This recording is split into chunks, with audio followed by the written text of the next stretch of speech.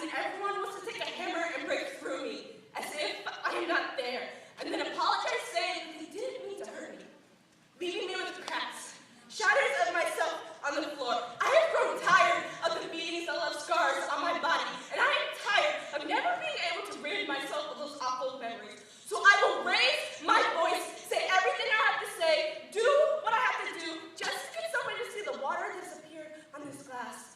So someone will see the cracks that have appeared on my body, pick me up and cradle me, just so I can feel safe again. This is not to the students. This is not to those of us who break the rules. This is to the adults. This is to the people who make the rules, because this is our story. It begins with us being born and ends with us dying, and somewhere in the middle are a whole lot of problems like being lost in a world you had no idea ever existed, or meeting people who would rather cut off your head than get to know you. And everyone has problems. I get that. But what happens when you don't know how to deal with them? And when they get too big?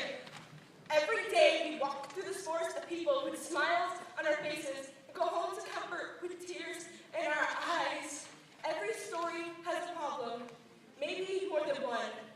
They begin with us running into the woods looking for trouble because we do it all the time. But when we got lost inside of our troubles, you didn't seem to care. You see, it begins with us falling down the rabbit hole and ends with us either climbing back up or dying in all the confusion. This is to the great kings and queens of the world, and everyone celebrates our births and will mourn our deaths, but they will never remember how they helped get us there in the first place. This is to the people who sat on their thrones and done nothing. You want us to solve our own problems, sit in a room, talk to each other, walk out holding hands, singing Kumbaya, acting like we never met the rabbit that got us into all this trouble.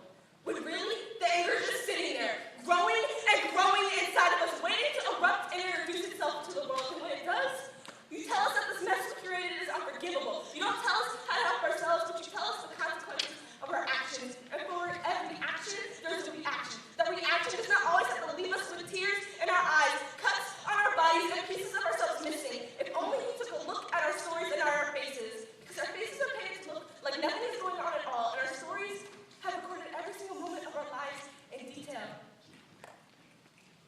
You can't tell us who we are or how we should be, even though you have been to Wonderland before, because this is our story. We are trying to write it ourselves, not own the copyright of yours, because our Wonderland is the most mysterious place anyone will ever visit. Learn who we are, read our stories, look at our past. I am the Mad Hatter. You have stuck me frozen at 6 p.m. tea, letting me repeat the same mistakes over and over and over again for crimes that I have not yet committed. This is the story of us becoming who we want to be, not who you want us to become. Thank you.